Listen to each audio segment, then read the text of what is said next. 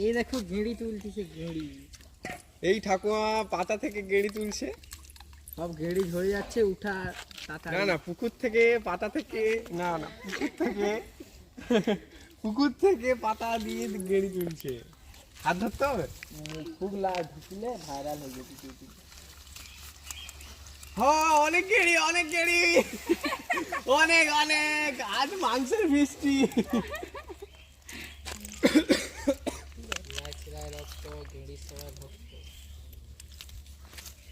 পালং শাক দিয়েছি, পালং শাক তুলতে আসছি। পুকুর পাড়ে কিরকম ঘাস হয়ে গেছে, আমার ভিডিও ম্যান সাপের ভয়ে যাচ্ছে না, আমি একাই শাক তুলতে যাচ্ছি।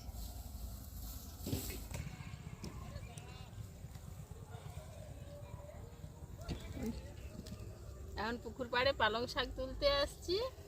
এই পালং শাক তুলে নিয়ে দারুণ একটা রেসিপি বানাবো, তোমরা আমার সঙ্গে থেকো।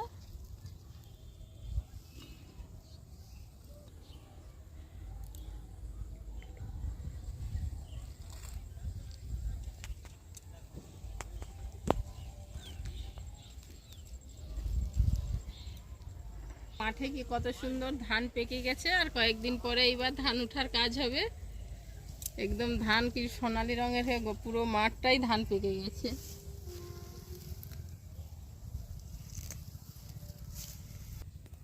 বন্ধুরা, শাকগুলো তোলা হয়ে গেছে, এই শাকগুলো হলেই হয়ে যাবে। বাড়িতে গিয়ে দারুণ রেসিপি বানাবো, তোমরা আমার সঙ্গে থেকো।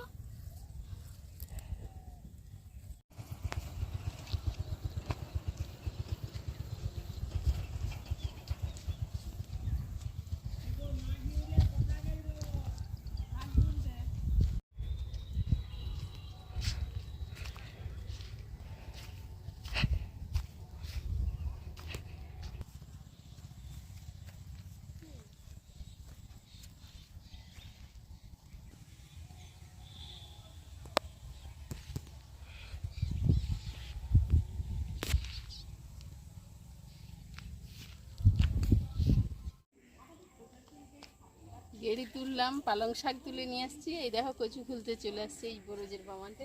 এবার কচু খুলে নিয়ে যাই।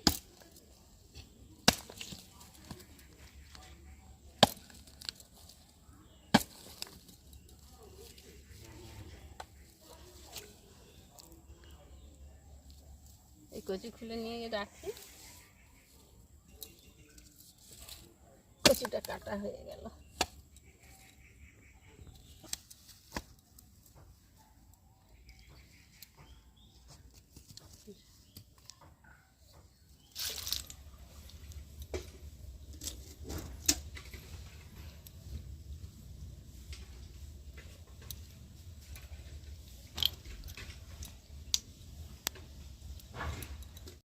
বাগানের কচু আর বাগানের পালং শাক আর পুকুরের গুজি গেঁড়ি তুলে নিয়ে সব কিছু অ্যারেঞ্জমেন্ট করে নিয়ে চলে আসছি আমার রান্নাঘরে। এবার আমি রান্নাটা করব, তোমরা আমার সঙ্গে থেকো। আর বন্ধুরা, পুরো ভিডিওটা দেখো। আর নতুন হলে আমার চ্যানেলটিকে সাবস্ক্রাইব করে নিও, লাইক কমেন্ট করতে ভুলো না যেন।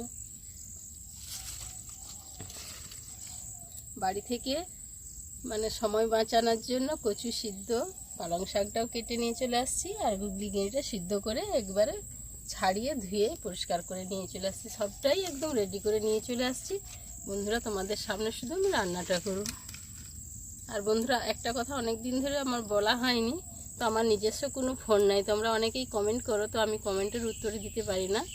আমার নিজস্ব ফোন না থাকার জন্য আমি কারো উত্তর দিতে পারি, এটা প্লিজ তোমরা কেউ খারাপ ভেবো না। কড়াটা গরম হয়ে গেছে, কড়াতে আমি আগে তেল দিয়ে দিচ্ছি।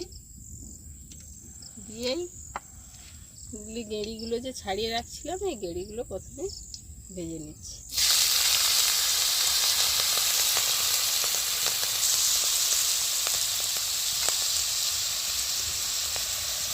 একটু নুন দিয়ে দিচ্ছি, আর একটু হলুদ দিয়ে দিচ্ছি।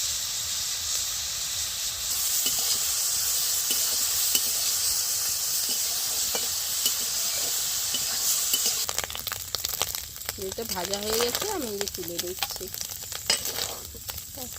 মাছের মতো তেল বেরিয়ে যাচ্ছে দেখতে।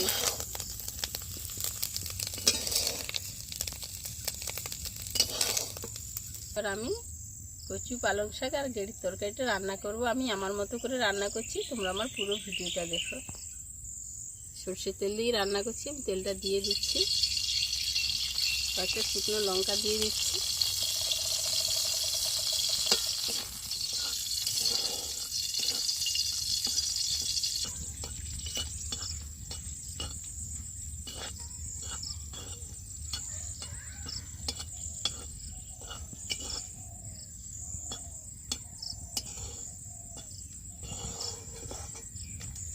লঙ্কাগুলো ভেজে নিয়েছি। কয়েকটা পাঁচ ফোড়ন আর কয়েকটা গোটা জিরা তেলের মধ্যে দিয়ে দিচ্ছি, আর কিছুটা পেঁয়াজ দিয়ে দিচ্ছি।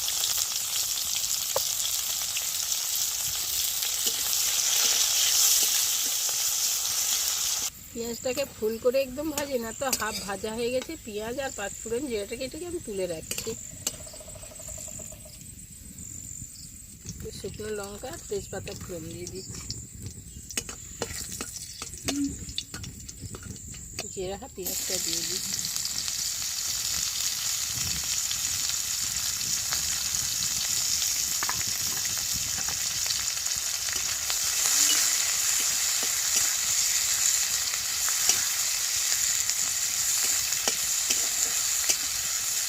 পেঁয়াজটা ভাজা ভাজা হয়ে গেছে। এবার কালারের জন্য একটু শুকনো লঙ্কার গুঁড়ো দিয়ে দিচ্ছি, আদা বাটাটা দিয়ে দিচ্ছি।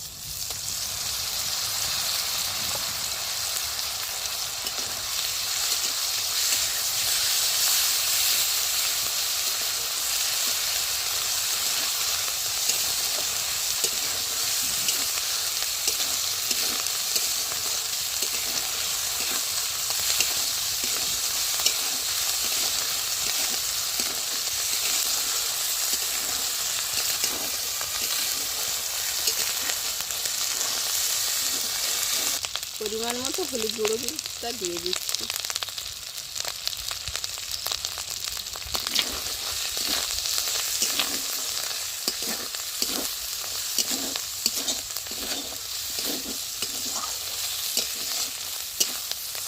এবার সেদ্ধ করা কচুটা আমি দিয়ে দিচ্ছি,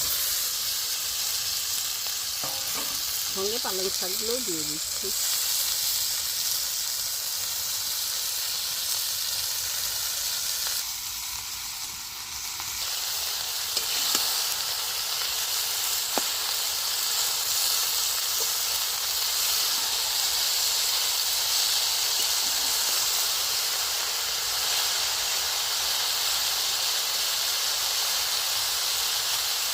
পরিমাণ মতো নুন দিয়ে দিচ্ছি।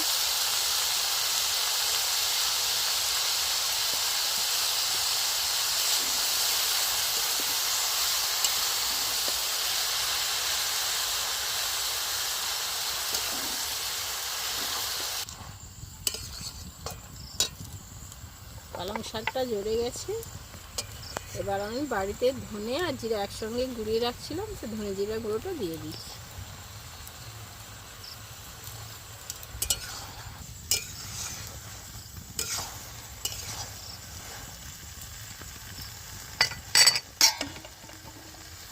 ভেজে রাখা গেঁড়িটাও দিয়ে দিচ্ছি।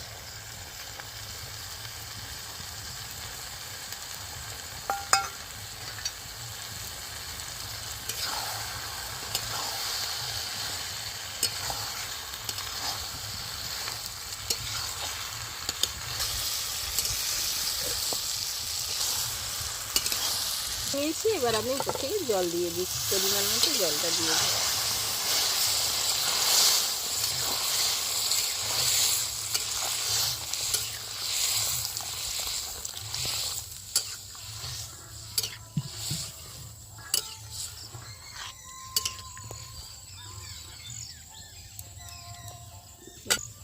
এবার বেশ কিছুক্ষণ ফুটিয়ে নেব। কচু আর পালং শাকের ঘন্টটা দেখো ফুটে উঠেছে। আমি এই সাইড থেকে গোটা গোটা কচুগুলোকে চেপে চেপে দিচ্ছি, তো যাতে ঘন্টটা মোটা হয়।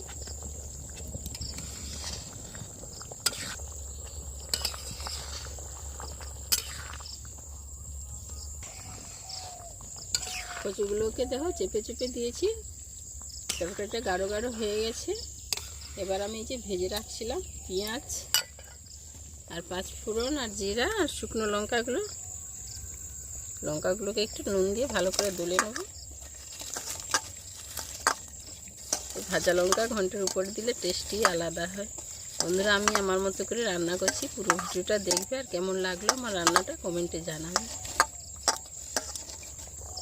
এই গুঁড়ানো লঙ্কাটা উপর থেকে দিয়ে দিচ্ছি আর এই যে ভেজে রাখা পেঁয়াজটাও আমি দিয়ে দিচ্ছি।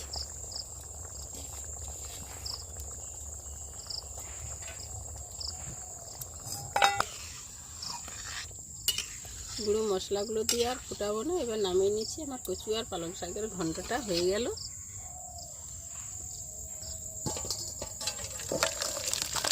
খুব পাতলা নয়, খুব মোটা নয়, এইভাবেই আমি করেছি। বাগানের কচু আর বাগানের পালং শাক আর পুকুরের গেঁড়ি তুলে এক গামলি ঘন্ট করে নিলাম।